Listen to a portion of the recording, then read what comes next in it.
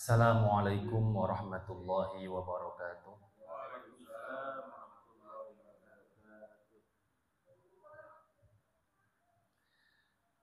Bismillahirrahmanirrahim. Alhamdulillahi rabbil alamin. Alhamdulillah alladzi arsyada man istafahu min ibadihi litta'allumi wa ta'lim wa ala alihi wa sahbihi wa barik wa sallim ajma'in. Rabbi syrah li sadri wa yassir li amri wahlul 'uqdatam min lisani yafqahu qawli. Subhanaka la ilma lana illa ma 'allamtana innaka antal alimul hakim. Wala haula wala quwata illa billahil aliyyil azim. Amma ba'd. Hadirin jamaah Mushola Al-Falah yang saya hormati, wabil khusus para kiai, para ustadz, pengurus Mushola Al-Falah, beliau Ketua DKM Bapak Hari Sahwono, beliau Ustadz Ihsan, dan seluruh ustadz, guru-guru yang hadir pada malam hari ini yang mohon maaf tidak Al-Fakir sebutkan satu persatu.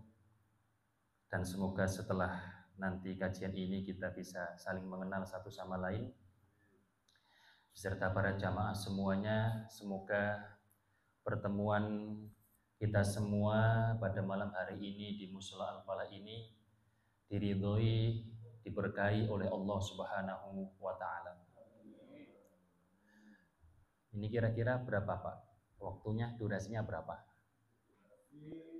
Untuk penyampaian materi?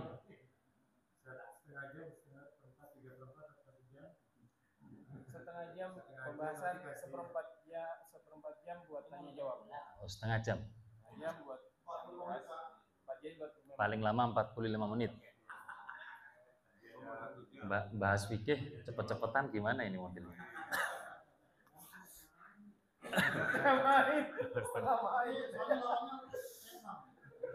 Oh iya ada bola ya.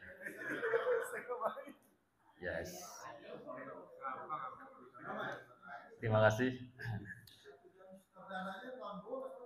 Hadirin, sebelum kita memulai kajian, marilah kita menghadiahkan Al-Fatihah teruntuk musannif, mu'allif atau penyusun kitab takrib ini, yaitu beliau terkenal dengan panggilan Syekh Abi Syuja, bernamakan Ahmad bin Al-Husain bin Ahmad Al-Asfihani dari Iran.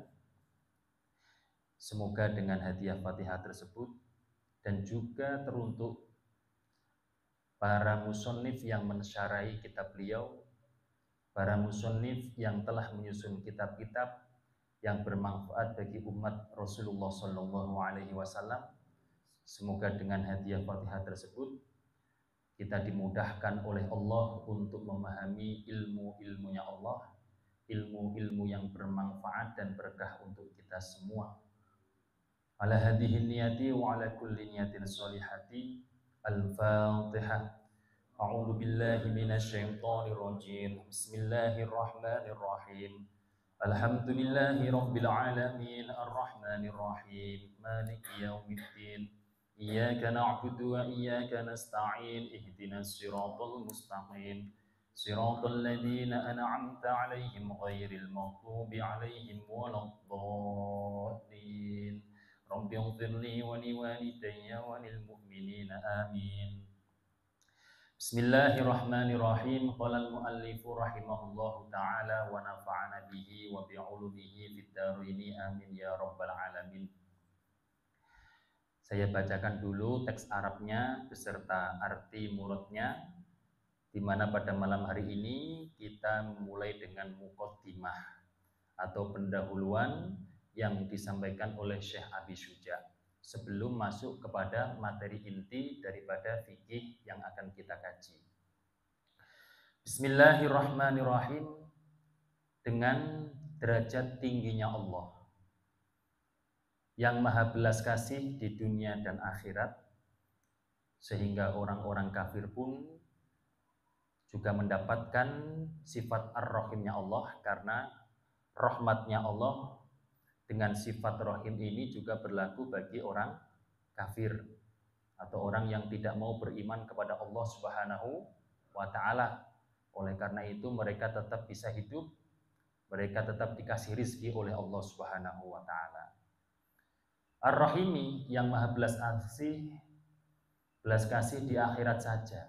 Berarti sifat Ar-Rahim terkhusus bagi makhluknya Allah yang mau beriman, baik dari kalangan manusia, dari kalangan jin, maupun dari kalangan malaikat.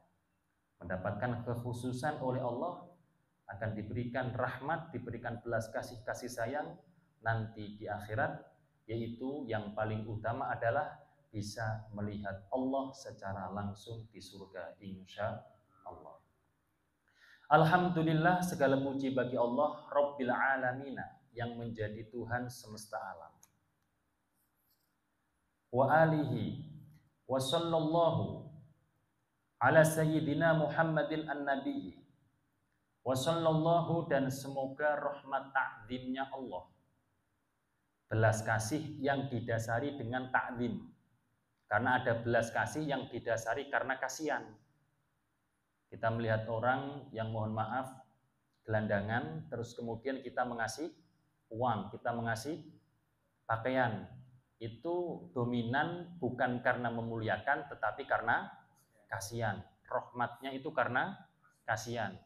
Ini Allah Subhanahu wa Ta'ala, kita berdoa kepada Allah semoga Nabi Muhammad memberikan rahmat yang takdim, belas kasih yang unsurnya memuliakan.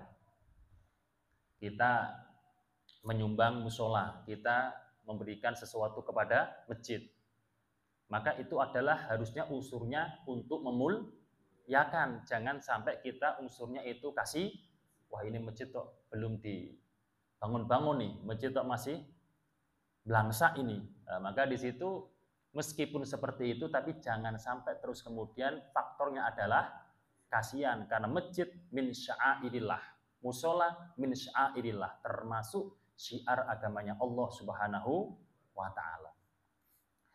Di mana rahmat takdimnya Allah semoga tetap kepada Tuhan kita, yaitu baginda Nabi Muhammad yang menjadi Nabi kita semua, Nabi Muhammad sallallahu alaihi wasallam.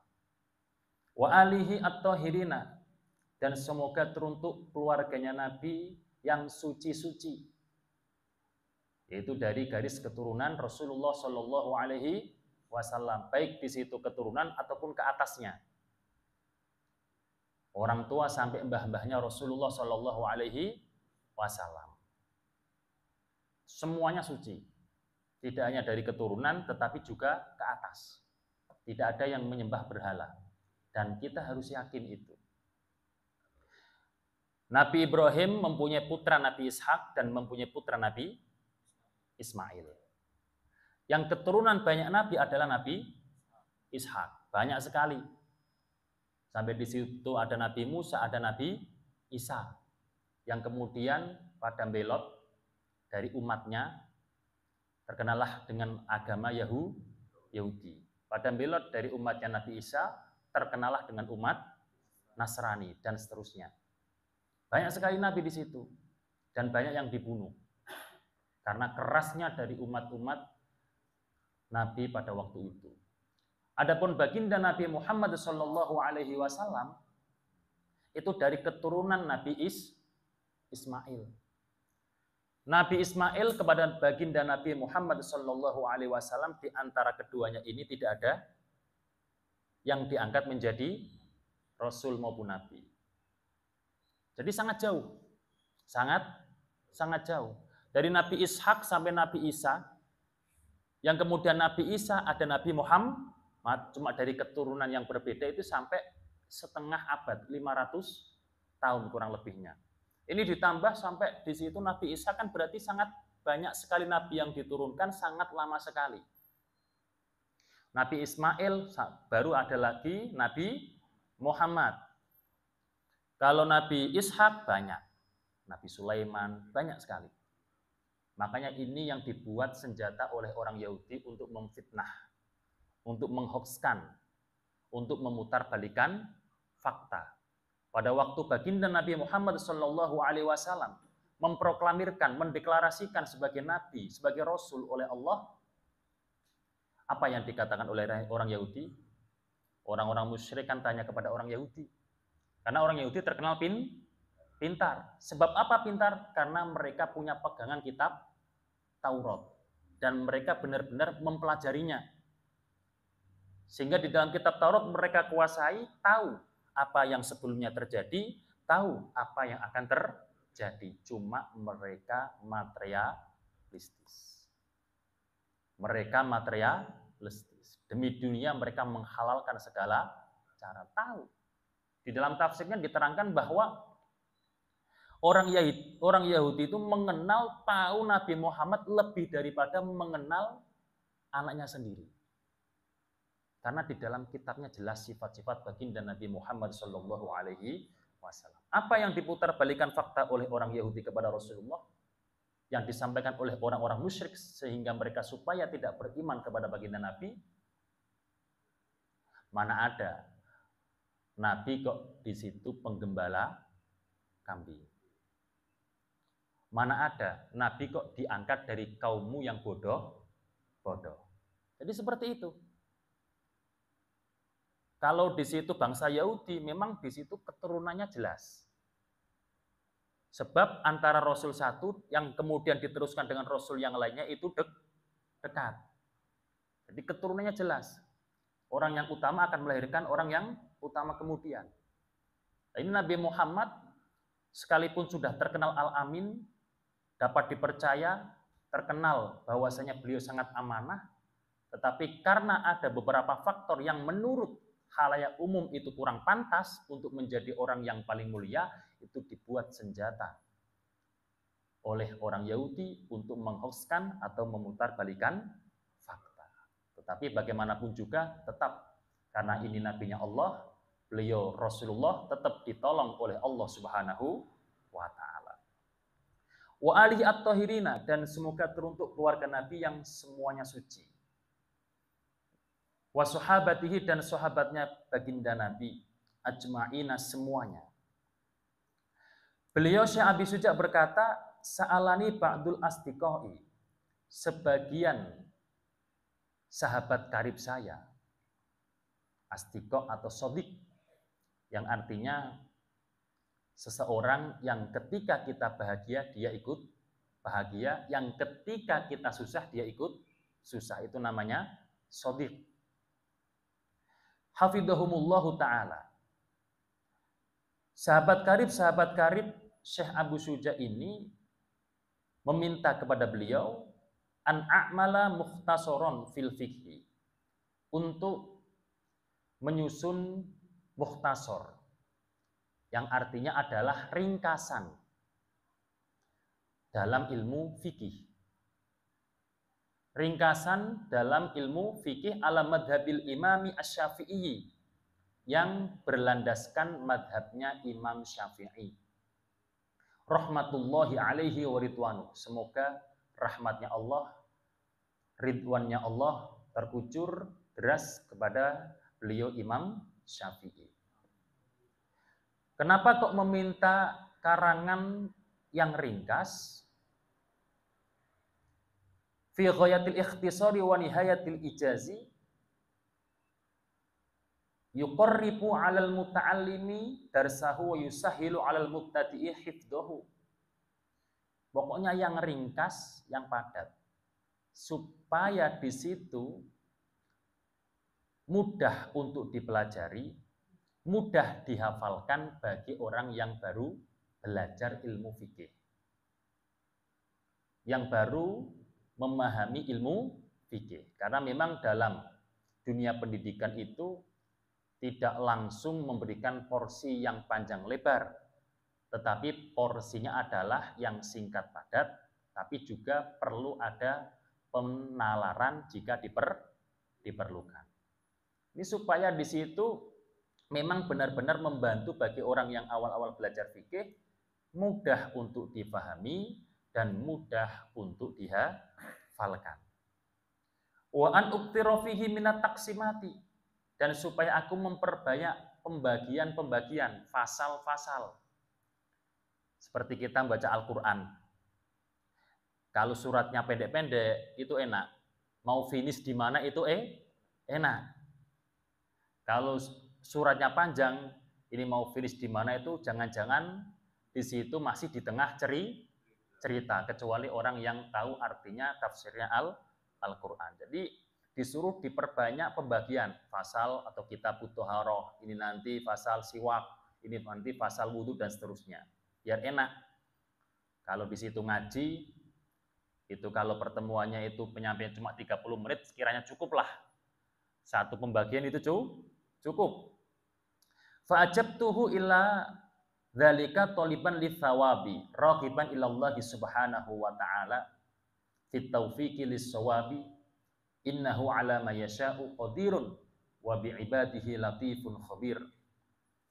Maka aku mengiyakan apa yang diminta oleh teman-teman karibku tadi dengan tujuan untuk mencari pahala dari Allah Subhanahu wa taala, dengan tujuan untuk memang karena aku suka kepada Allah Subhanahu wa taala, dan semoga Allah memberikan taufik kepada apa yang aku bahas ini diberikan kebenaran oleh Allah Subhanahu wa taala. Sesungguhnya Allah atas apa yang dikehendaki itu benar-benar kuasa, dan sesungguhnya Allah dengan hambanya itu maha belas kasih dan maha waspada.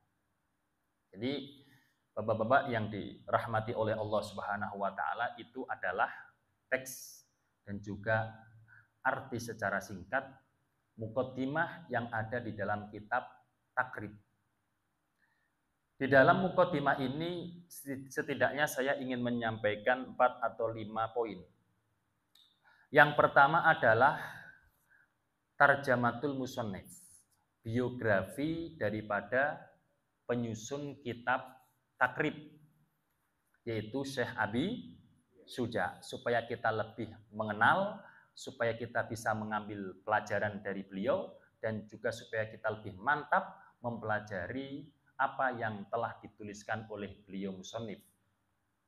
Yang kedua, nanti kita akan menyampaikan tentang biografinya Imam Syafi'i. Yang ketiga, kita akan mengulas tentang fikih, apa itu fikih, bagaimana sejarah singkatnya, dan lain sebagainya. Yang terakhir, kunci dalam mengaji supaya bisa mendapatkan ilmu yang bermanfaat dan sukses itu bagaimana. Semoga dengan waktu yang masih 20 menit cukup. Bapak-bapak yang dihormati oleh Allah, yang dimuliakan oleh Allah Subhanahu wa taala, Syekh Abi Syuja ini namanya tadi sudah saya singgung, yaitu beliau namanya Ahmad bin Al-Husain bin Ahmad Al-Asfihani. Beliau kelahiran di Iran. Ada Asfihan, ada Asbihan, ada Isfahan, ada Isbahan. Memang di situ secara lughat bisa dibaca ini dan itu, tidak ada yang keliru. Beliau kelahiran di Iran. Umurnya sangat panjang, sampai 160 tahun. Diterangkan dalam syarah seperti halnya kitab yang saya bawa ini, kitab Tausyih, kitab Al-Bejuri, beliau umurnya sampai 160 tahun. Dan di usia yang setua itu, ternyata dikisahkan walam yahtalla udwun min a'dha'ihi, tiada sama sekali kecacatan dalam tubuhnya. Tiada sama sekali kecacatan dalam tubuhnya. Lantas beliau ditanya, kok bisa? Dengan usia yang panjang seperti itu, lumrahnya, umumnya pasti ada yang cacat atau yang sakit-sakitan atau gimana kan ya? Beliau menjawab, ma'asaitullaha bi'udwin minha. Falamma hafidtuha fis sighar amma asillahi hafidhuhallahu fil kibar.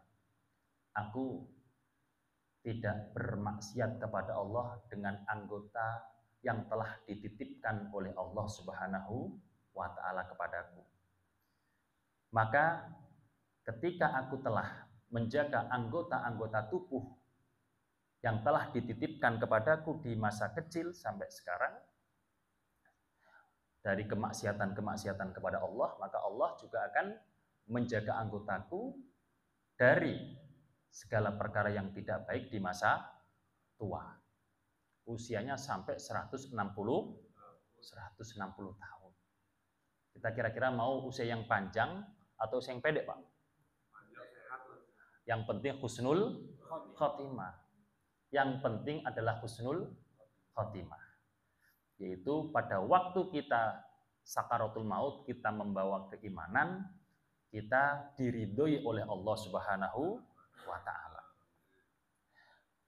Beliau terkenal sangat berhati-hati untuk tidak melakukan kemaksiatan kepada Allah. Padahal beliau ini hidupnya tidak hanya di masjid terus.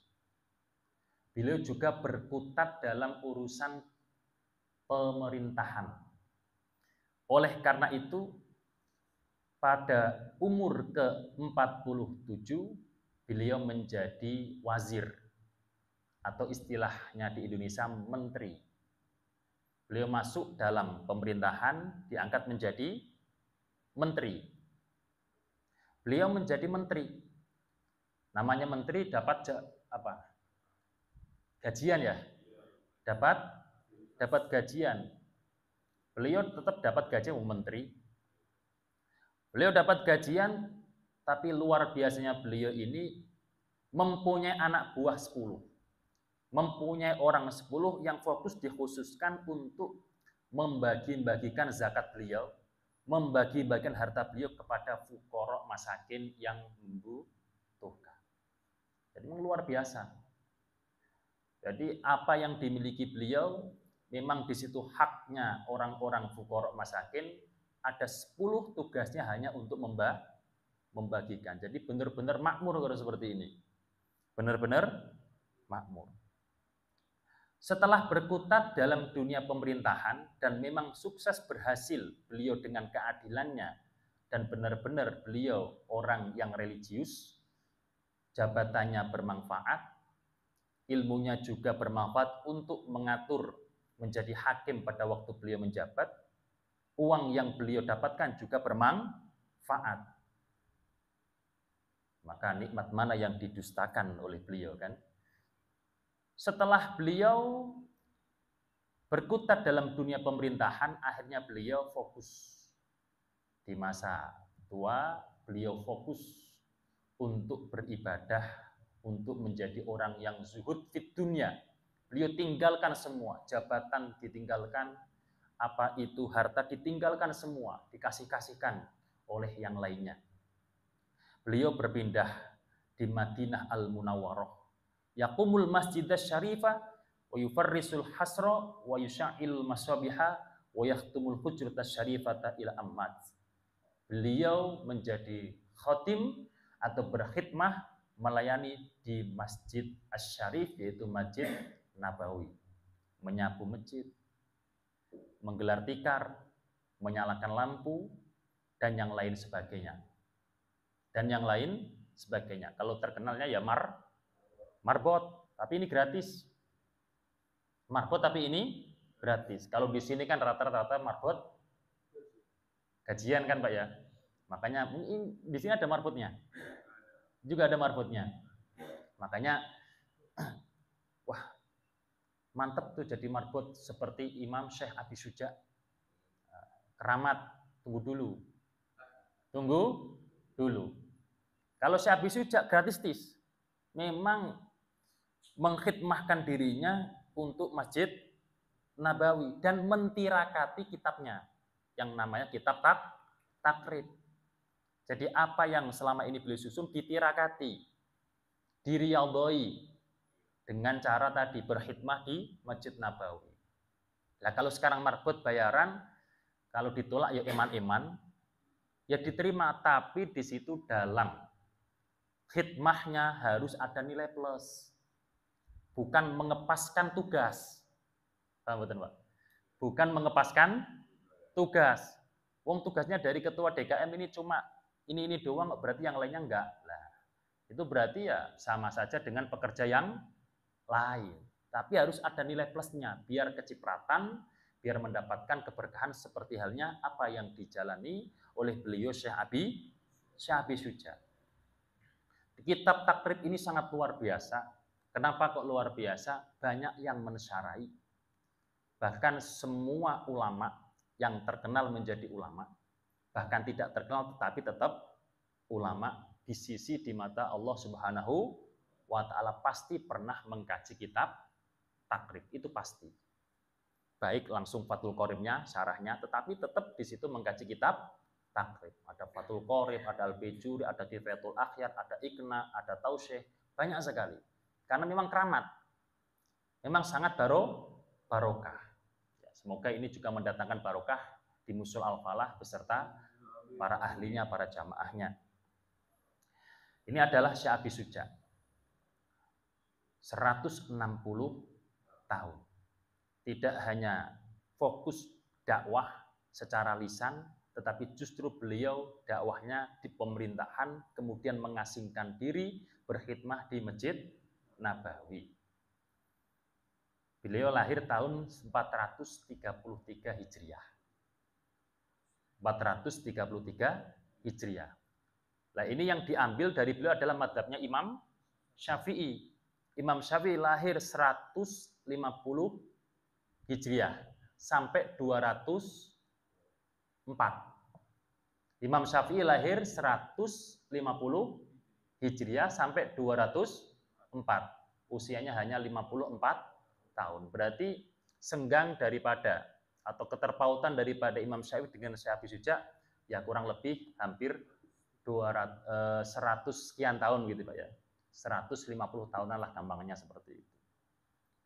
Mengikuti madhabnya Imam Syafi'i.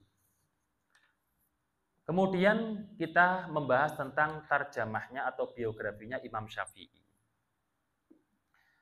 Kita kan mungkin sudah tahu bahwa madhab itu ada berapa Pak? 4. Yang dikenal madhab itu ada 4. Yang paling tua adalah madhab Hanafi, yang kedua adalah madhab Maliki, yang ketiga adalah madhab Syafi'i, dan yang keempat adalah madhab Imam Ahmad bin Hambal. Kita pertama harus ketahui dulu apa itu madhab. Madhab adalah madhab alaihi minal ahkam. Madhab al-imamu alaihi minal ahkam. Hukum-hukum yang dipilih oleh para mujtahid. Hukum-hukum yang dipilih oleh para mujtahid. Baik Imam Abu Hanifah, Imam Malik, Imam Syafi'i, dan Imam Ahmad ini semuanya adalah mujtahid. Apa itu mujtahid? Siapa itu mujtahid? Orang yang memang sepenuhnya totalitas mengkaji Al-Quran dan hadisnya Rasulullah Shallallahu Alaihi Wasallam beserta kaul-kaulnya para sahabat, sehingga terus kemudian merumuskan hukum-hukum fikih yang kemudian dinikmati oleh umatnya baginda Nabi Muhammad Shallallahu Alaihi Wasallam. Totalitas banget, totalitas banget, luar biasa kalau dilihat dari sejarahnya, baik di situ Imam Abu Hanifah, Imam Malik, Imam Syafi'i maupun Imam Ahmad bin Hambal. Imam Abu Hanifah, ada Imam Malik. Paling tua Imam Abu Hanifah. Imam Malik masih mendapati Imam Abu Hanifah hidup. Kalau Imam Syafi'i sudah tidak mendapati. Karena Imam Abu Hanifah ini wafat, Imam Syafi'i lahir. Kalau Imam Syafi'i mendapati Imam Malik. Bahkan di situ berguru kepada Imam Malik. Kalau Imam Ahmad bin Hambal berguru kepada Imam Syafi'i. Tetapi terus kemudian menjadi madhab sendiri. Bukan berarti menjadi madhab sendiri-sendiri ini tidak ada saling adab di antara beliau-beliau semua ini. Jelas Imam Ahmad menghormati Imam Syafi'i, Imam Syafi'i juga sangat bangga dengan Imam Ahmad. Jelas Imam Syafi'i menghormati Imam Malik, Imam Malik juga sangat bangga kepada Imam Syafi'i sebagai muridnya. Dan ternyata madhab itu aslinya banyak. Bahkan pada waktu kurun itu diterangkan sampai ada 10 madhab. 10 yang memang secara kualitas itu bisa diangkat menjadi mujtahid. Tadi selain 4 tersebut ada madhab Sufyan Ats-Tsauri, madhab Les bin Sa'ad, madhab Ishaq bin Rohaweh, madhab Ibnu Jarir, madhab Dawud Ad-Dhahiri. Banyak. Dan semuanya kredibel. Semuanya bisa dipertanggungjawabkan secara ilmiah pada waktu dulu. Pada waktu dulu. Lah sekarang kenapa kok cuma 4? Inilah yang namanya umat Islam sangat berhati-hati dalam dunia ilmu. Karena mazhab 4 ini adalah mazhab yang bisa dipertanggungjawabkan siapa yang membawa dari para imamnya masing-masing.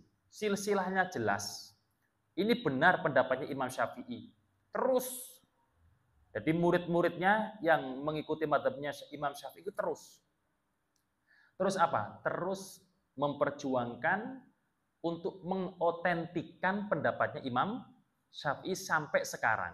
Makanya karangannya banyak. Kitab-kitab Imam Syafi'i. Begitu Imam juga Abu Hanifah, juga Imam Malik, juga Imam Ahmad bin Hanbal. Semuanya bisa dipertanggungjawabkan masalah dari satu generasi ke generasi yang lainnya. Oh, ini pendapatnya Imam Syafi'i dan seterusnya. Kalau madhab yang lain bukan kok menyalahkan, tetapi kebenaran atau tidaknya itu pendapatnya Imam Abu Les misal, itu tidak bisa dipertanggungjawabkan. Ada orang ngomong madhabnya Imam Abu Les seperti ini. Ini benar nggak? Soalnya apa? Dari kurun ke kurun ini tidak ada yang benar-benar bertanggung jawab itu bahwa pendapatnya Imam Abu Les, misal seperti itu. Makanya cuma ada 4 ini. Bapak-bapak yang dirahmati oleh Allah Subhanahu wa taala, mungkin ada pertanyaan seperti ini. Kenapa sih harus bermadhab? Kenapa langsung kita tidak menggali kepada Al-Qur'an dan hadis? Kadang seperti itu, Pak ya. Kenapa enggak langsung dalil Qur'annya mana? Kenapa enggak langsung dalil hadisnya mana? Perlu kita ketahui bahwa awal untuk mencetuskan hukum itu kan Al-Quran. Betul nggak Pak? Kalau salah nanti dikoreksi yang alim-alim. Diterangkan yang pertama kali adalah Al-Quran. Cuma ternyata ayat Al-Quran yang menerangkan terkait dengan hukum, fikih, amaliyah, ibadah keseharian, itu kurang lebih adalah cuma 200 ayat. Cuma 200 ayat. Selebihnya masalah keimanan atau masalah akhlakul karimah yang diambil, dipelajari baik secara teks yang mengajarkan itu langsung atau dilihat dari percontohan-percontohan umat terdahulu. Ternyata cuma kurang lebih 200 ayat diterangkan dalam kitab Tarikhut Tasyri' al-Islami. 200 ayat untuk menjawab berbagai problematika yang ada di dunia ini, mulai pada waktu itu turun sampai nanti ila yaumil qiyamah. Cukup nggak? Cukup. Cukup, sangat cukup. Tetapi harus ada yang menjelaskan. Karena banyak ayat yang di situ global. Tentang sholat, aqimus, sholat global. Tidak ada di dalam Al-Quran diterangkan sholat prakteknya bagaimana. Atau praktek di situ disuruh zakat global. Zakat apa saja, cara pemberiannya bagaimana. Makanya bagaimanapun juga, kalau Al-Quran itu jelas cukup untuk menjawab, tapi harus ada yang menjelaskan. Sejauh mana ayat ini menerangkan, menjawab tentang permasalahan ini. Sejauh mana ayat ini bisa menjawab yang lain. Makanya ayatnya kebanyakan global, mujmal kalau dalam istilah usul fikihnya atau ilmu tafsirnya. Akhirnya kemudian butuhlah sunnah atau hadis baginda Nabi Muhammad sallallahu alaihi wasallam. Bahkan diterangkan dalam Al-Qur'an sendiri. Wa ma atakumur rasul fakhuduhu wa ma nahakum anhu fantahu. apa yang datang dari baginda Rasul, maka ambillah.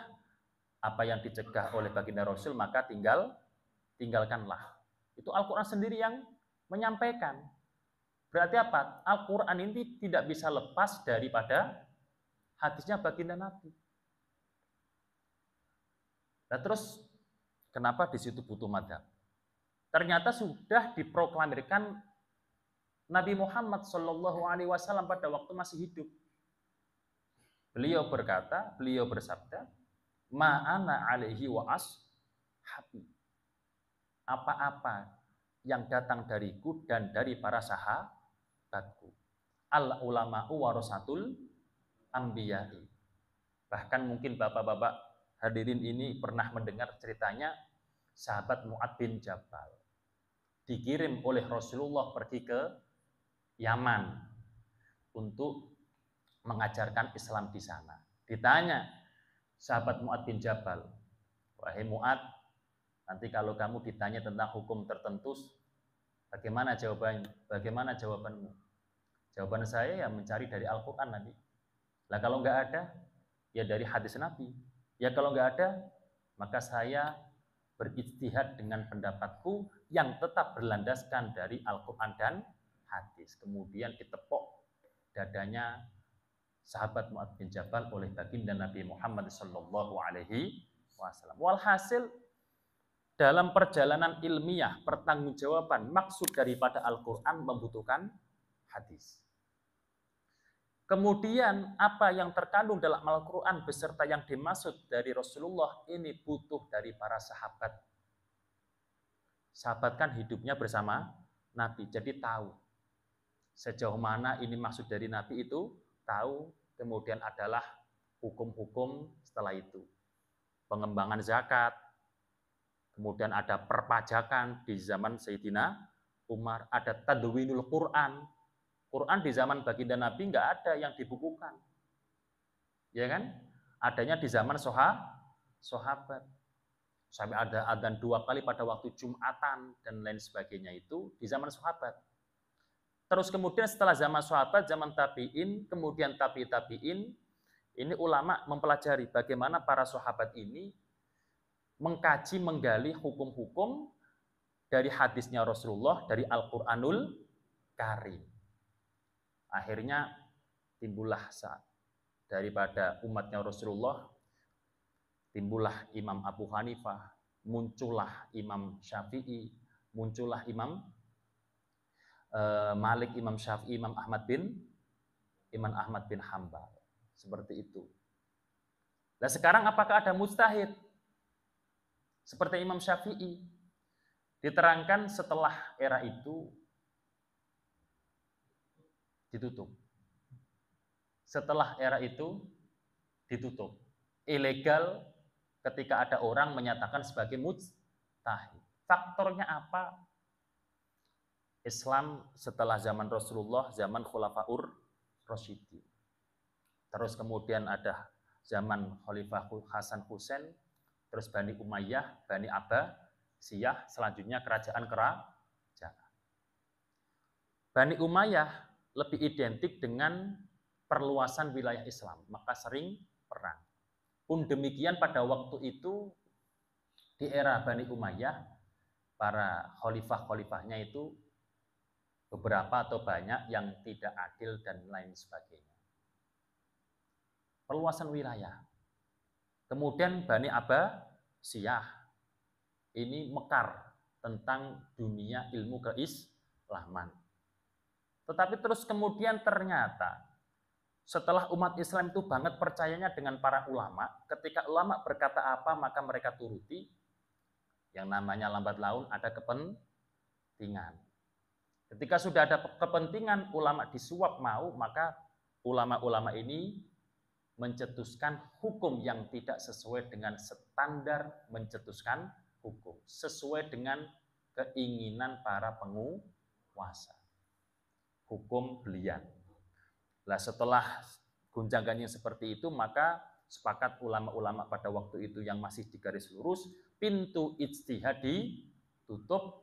Sekarang harus taklid, harus mengikuti madhab-madhab yang sudah ada, yang benar-benar jelas keotentikannya. Seperti itu, Bapak. Makanya sampai sekarang, alhamdulillah di sini masih terpelihara madhab Syafi'i dan madhab-madhab yang lainnya, di mana Indonesia ini kebanyakan daripada madhab Syafi'i.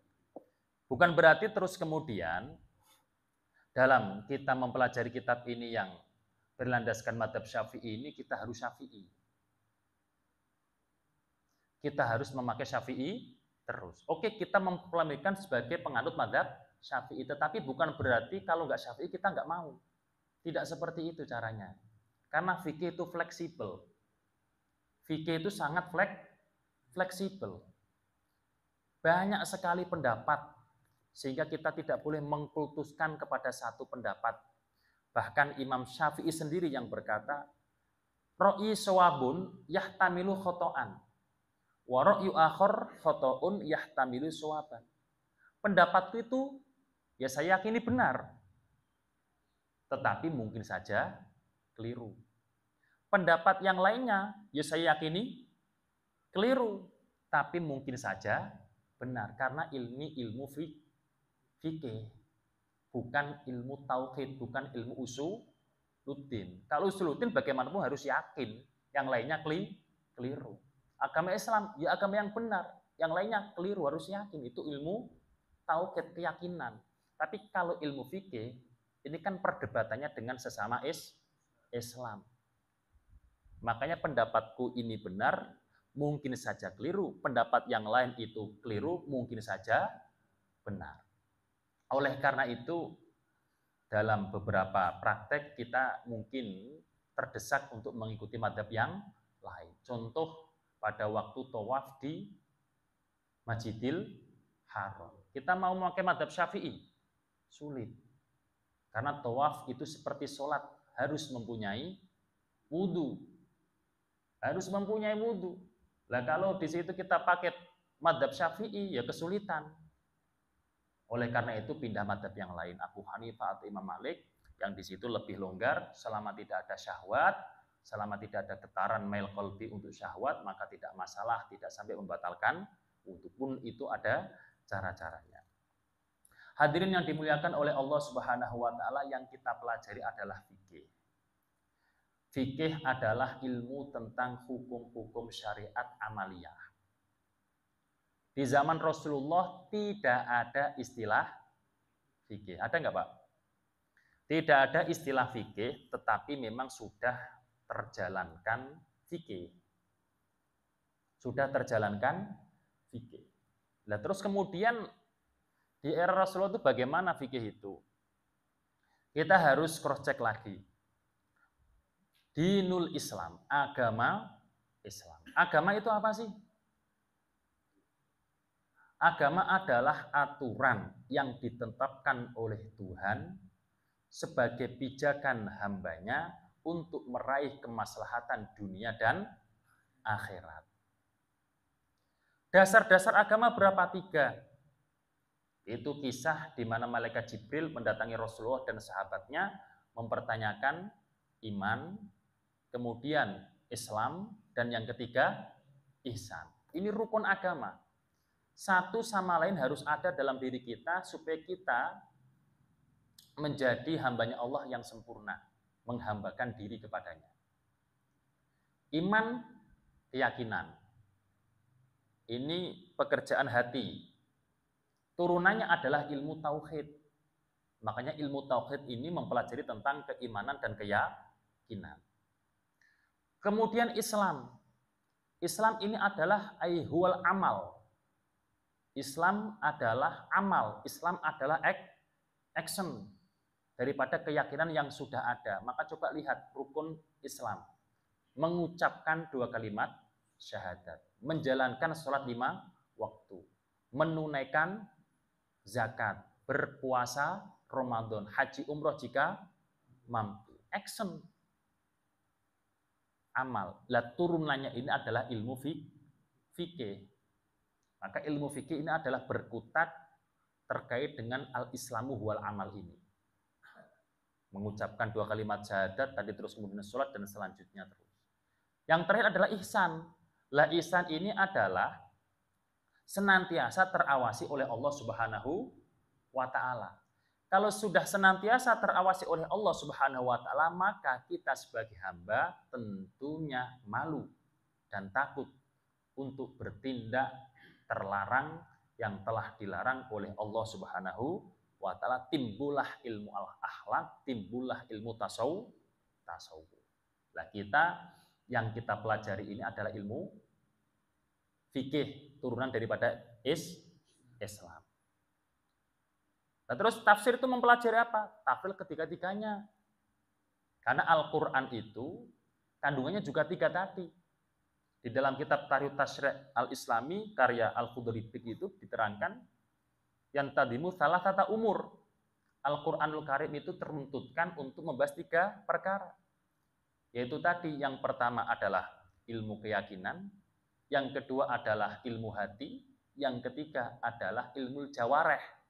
Ilmu keyakinan maksudnya ilmu tauhid, ilmu hati maksudnya ilmu akhlak, terus kemudian ilmu jawareh, anggota dohir maksudnya pada ilmu fikih. Dari sekian ilmu fikih ini, dari sekian banyak pendapat daripada ilmu fikih ini, banyak yang berbeda pendapat. Tetapi bukan berarti menunjukkan perpecahan umat. Justru ikhtilafu ummati rahmah. Perbedaan pendapat di kalangan umatku adalah bentuk rahmatnya Allah Subhanahu wa ta'ala. Karena kita mohon maaf, dari latar belakang yang berbeda-beda. Dari bangsa yang berbeda-beda. Tidak hanya dalam urusan hukum fikih saja yang berbeda pendapat. Qiraah pun juga banyak versi. Thoriqah pun juga banyak versi. Sampai khot itu juga banyak versi. Supaya apa? Supaya hukum yang amaliyah ini fleksibel. Kalau di tempat seperti ini sesuainya dengan hukum fikih yang bagaimana. Oleh karena itu ada fikih yang menjadi pondasi, ada fikih yang di situ sikap. Maksudnya bagaimana? Kalau untuk diri kita, maka terserah kita mengikuti mazhab siapa. Kalau kita baru, terus kemudian menyusun pondasi, membuat musola, bagaimana kegiatannya, ya terserah. Keputusan awal ini apa yang kemudian dijalankan. Contoh, wiridannya itu dibuat keras saja, karena gini. Oh, di situ dibuat Jumatan adanya 2 kali karena gini. Itu karena awalan. Tapi ada fikih sikap. Fikih sikap itu adalah sudah ada, kita tidak boleh memaksakan pendapat kita. Selama itu ada yang berpendapat, kita nggak boleh memaksakan pendapat kita. Itu fikih sikap. Contoh, umpama di sini tadi wiridannya adalah jahar banter. Kita pada waktu sholat di tempat yang lain ternyata secara sir. Maka kita jangan suara banter. Itu fikih sikap. Toh di situ ada pendapatnya. Umpama di sini tarawihnya berapa kali, Pak? 8 ya? 8 kali. Di tempat yang lain sampai 20 kali. Nah, kalau di sini jalankan di sini. Kalau di yang lain, ya jangan terus kemudian kita pada waktu di shaf awal ikut yang 20 rakaat tiba-tiba mundur. Itu justru kita yang menimbulkan perpecahan karena tidak menjalankan fikih. Oleh karena itu, di dalam hadisnya Rasulullah Shallallahu Alaihi Wasallam, ma'ubidallahu subhanahu bisyai'in afdal min fiqhin fiddin.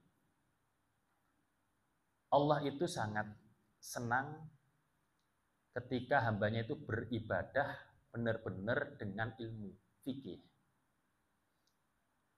Syekh Taqiyuddin menjelaskan fikih itu dipelajari tandafi'u al-wasawis asyaitoniyah, untuk menghilangkan godaan-godaan, tipuan-tipuan setan.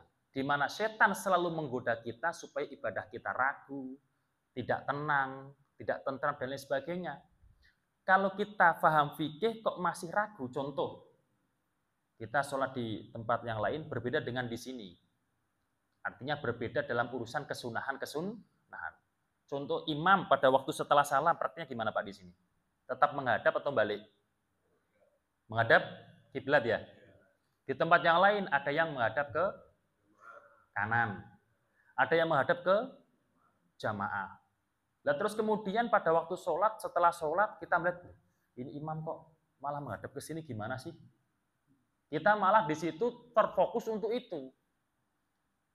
Terfokus untuk mempermasalahkan itu. Kalau di situ terfokusnya untuk, wah ini jelas ada ilmu baru nih, ini ada dalilnya nih, nggak apa-apa. Tapi kalau kita kemudian mempermasalahkan, itu berarti kita belum benar-benar menjalankan fikih. Karena fikih itu supaya ibadah kita itu tenang.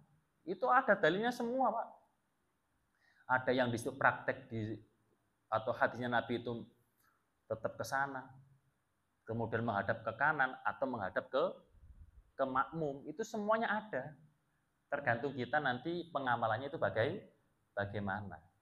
Oleh karena itu, dari sekian banyak pendapat fikih, dan fikih ini fleksibel, tidak kok untuk perpecahan, tetapi supaya kita tetap nyaman, kita tetap tenang, menjalankan ibadah dimanapun tempatnya. Maksudnya seperti itu. Oleh karena itu, meskipun kita mempelajari tentang kitab yang bermadzhabkan Syafi'i, tetapi nanti dalam perjalanannya insya Allah juga kalau diperlukan kita akan menyampaikan madzhab-madzhab yang lain. Supaya apa? Supaya kita dimanapun tempatnya tetap nyaman dalam beribadah. Demikian cukup kajian untuk memperkenalkan baik dari musannaf maupun baik daripada Imam Syafi'i, juga terkait dengan fikih.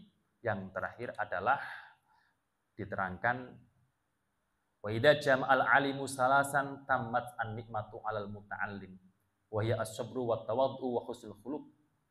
Ketika terkumpulkan oleh seorang alim atau pengajar 3 perkara, maka sempurnalah kenikmatan seorang murid atau orang yang belajar, yaitu kesabaran, tawadhu, serta akhlak yang baik. Wa idza jam'al muta'allimu salasan tamat nikmatu 'alal alimi. Ketika seorang murid telah terkumpulkan 3 hal, maka kenikmatan sungguh sempurna bagi seorang guru, yaitu al-aqlu wal adabu wa husnul fahmi.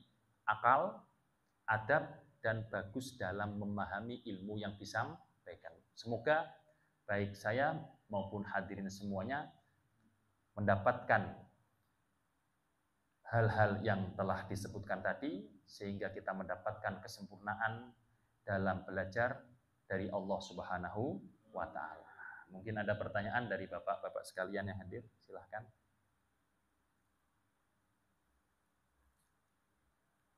Ya, silahkan Bapak.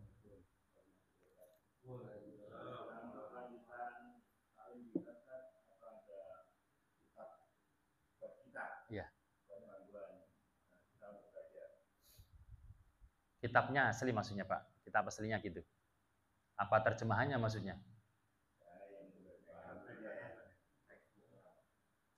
Kalau ini adalah kitabnya itu takrib, tipis, ya imbang-imbangan sama kitab Safinatun Najah. Saya memang kemarin mau beli, tapi memang saya orang baru di sini, baru setahun, nggak tahu toko kitab ini di mana. Di perjalanan saat kitabnya. Oh udah? Udah. Oh alhamdulillah. Nanti ada insya Allah Pak. Minggu depan dibagiin.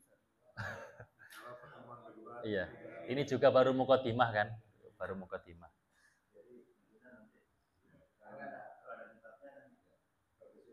Iya, insya Allah Pak. Insya Allah ada, ini sudah dari beliau-beliau sudah mengondisikan. Mungkin ada yang lain, Bapak-bapak, Ibu, Bapak-bapak, pertanyaan? Kalau terkait yang tadi mazhab-mazhab itu, kita sendiri kan kalau dari kecil tuh belajarnya kan Imam Syafi'i, kayak Safinatun Najah aja nggak selesai kita baca gitu kan.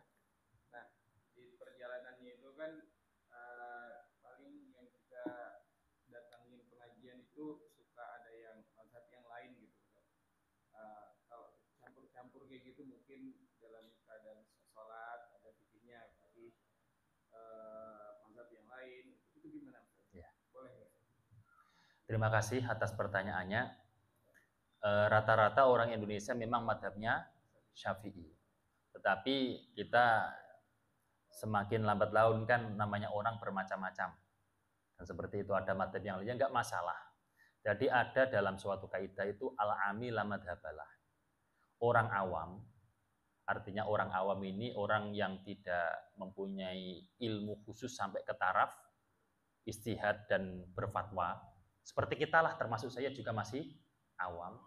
Itu la madhabalah. La madhabalah itu yang arti secara apa adanya adalah tidak dikultuskan pada madhab tertentu. Akan tetapi apa yang dia amalkan jangan sampai keluar dari madhab yang dipegang. Apa yang dia amalkan jangan sampai keluar dari madhab yang bukan yang dipegang, yang di apa itu namanya, yang 4 ini tadi loh, yang ada.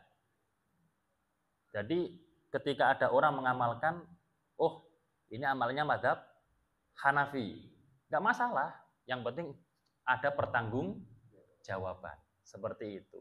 Itu orang awam. Namanya, tapi kita kan inginnya kalau ada yang lebih baik, maka ambillah yang lebih baik.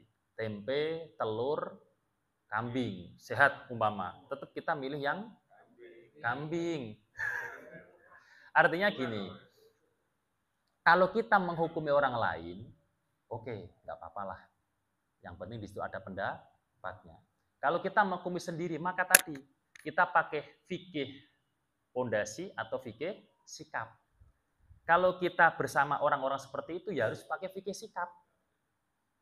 Kalau kita untuk pada waktu sendiri atau dengan golongan kita yang satu frekuensi dengan kita, maka ambillah yang dengan penuh kehati-hatian, harusnya gitu. Jadi kalau seperti ini akan timbul kerukunan, Pak. Dan ibadah pun tenang. Saya umpama khutbah, saya tanya dulu, ini wiridannya jahar apa sir? Kalau di situ biasanya sir, saya tiba-tiba jahar, itu kan malah menimbulkan kasihan yang undang maksudnya. Ini kok undang aliran apa ya kan gitu kan. Makanya terus adanya berapa kali, ya itu nggak masalah karena semuanya ada dalilnya. Cuma kalau madhab yang biasanya kita ambil praktiknya seperti ini. Kalau memakai yang lain juga nggak masalah. Maka ada istilah di situ, semakin banyak ilmu, semakin tenang dalam beribadah. Semakin mempermasalahkan ilmu furu', berarti dalam pengalaman ilmunya itu masih kurang. Seperti itu. Yang ada yang lain? Apa cukup? Apa sudah kepikiran Indonesia Vietnam ini? Cukup Pak ya? Ya cukup, alhamdulillah. Mohon maaf, ini kita memang perkenalan terlebih dahulu. Setidaknya Bapak-bapak sekalian itu sudah punya gambaran apa yang kita pelajari. Nantinya insya Allah pada pertemuan berikutnya kita sudah masuk pada materi inti, yaitu kitab Thaharah, menerangkan berbagai hal yang terkait dengan bersuci. Dari saya, apabila banyak kurangnya, saya mohon maaf yang sebesar-besarnya. Wallahul muwaffiq ila aqwamit thoriq. Assalamualaikum warahmatullahi wabarakatuh.